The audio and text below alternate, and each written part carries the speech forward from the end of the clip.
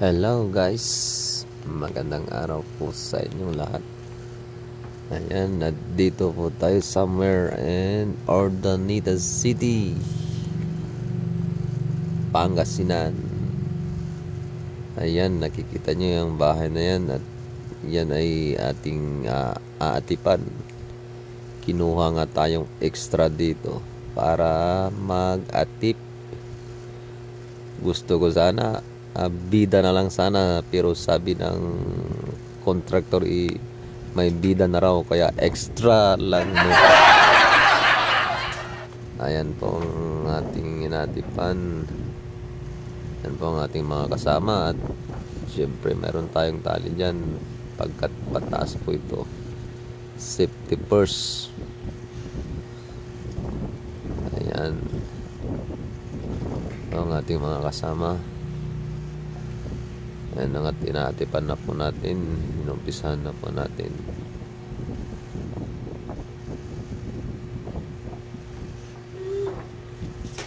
Ayan, at ang dami pong atik po ito. Ang ating inaatipan.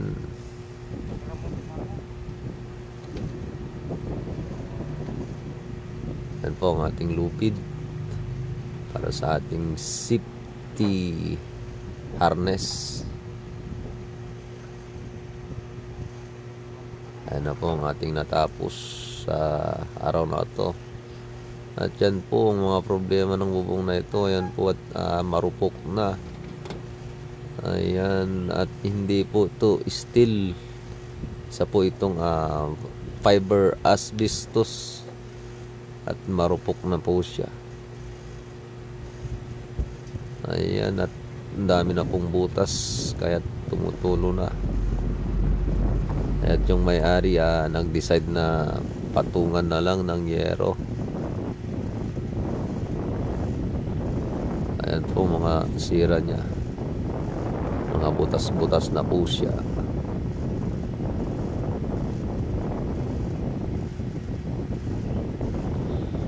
Kaya't tumutulo na po. Parang araw nagsha-shower na sa loob, sabi ng may-ari. Pag umuulan. Ayan na po ang ating ginagawa at sinisafety po ng ating kasamang ating lubid para sa ating safety harness. Ayan po ang masira. At ito po ang natapos namin sa araw na ito.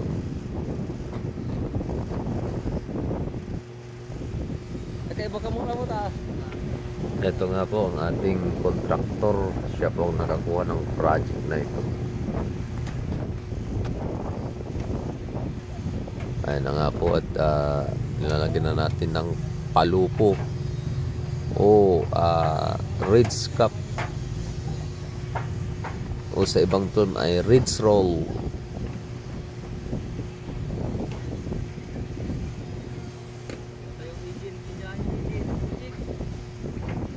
Ayan po, marami pa po tayong atipan dito at napakaraming atik. Inuuna nga natin yung mga atik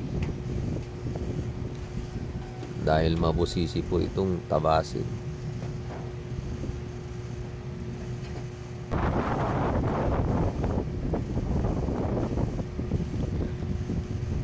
Ayan na nga po, natapos na natin ang isang atik. At niriribitan na ng ating kasamaan. O, yan lang po ang ating video.